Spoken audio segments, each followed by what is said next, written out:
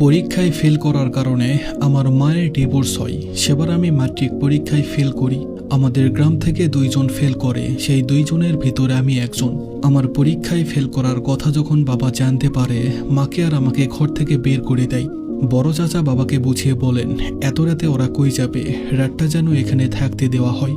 বাবা কারো কথা শোনেন না।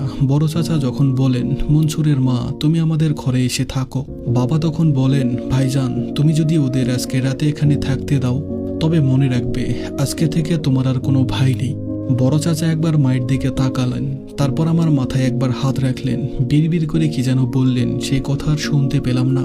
চাচা তার ঘরে চলে যায়। মা আমার পাশে দাঁড়িয়ে আছেন। মা যদিও অনেক রাগী। আমি ভাবছি মা এখন হয়তো আমাকে মারধর করবেন, তবে তিনি কিছুই করলেন না।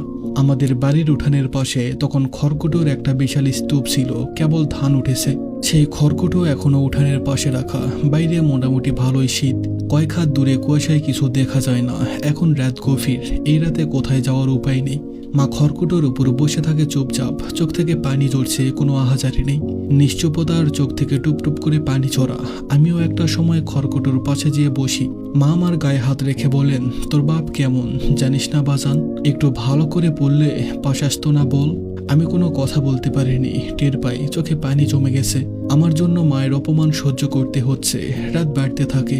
ঘরের পাশে বাগান থেকে পতিশিয়ালের ডাক আসে। আমি ভয়ে মায়ের হাত ধরি। মা আছে পাশে, তাতে একটু আশ্বাস পাই। এরপর আমার কিছু মনে নেই। মায়ের ডাকে ঘুম ভাঙে। উঠে বসে শুনতে পাই বড় মসজিদে ফজরের আজান হচ্ছে। মা বলে, মনসুর চল, আমাদের বের হতে হবে।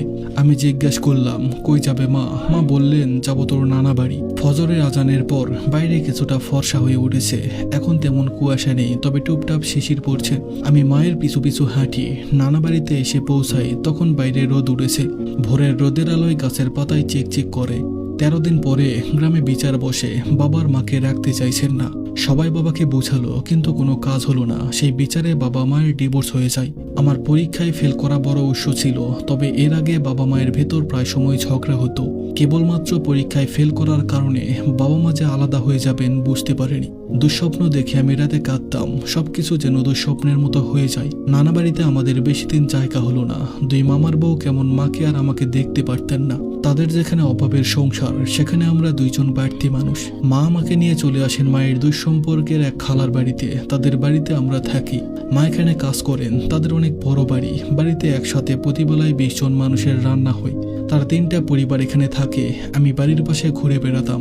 এই বাড়ির একটা ছেলে ছিল আমার বয়সী। ও সেবার ক্লাস 10-এ পড়তো। বাড়িতে বসে রাত ওই বইগুলো পড়তাম।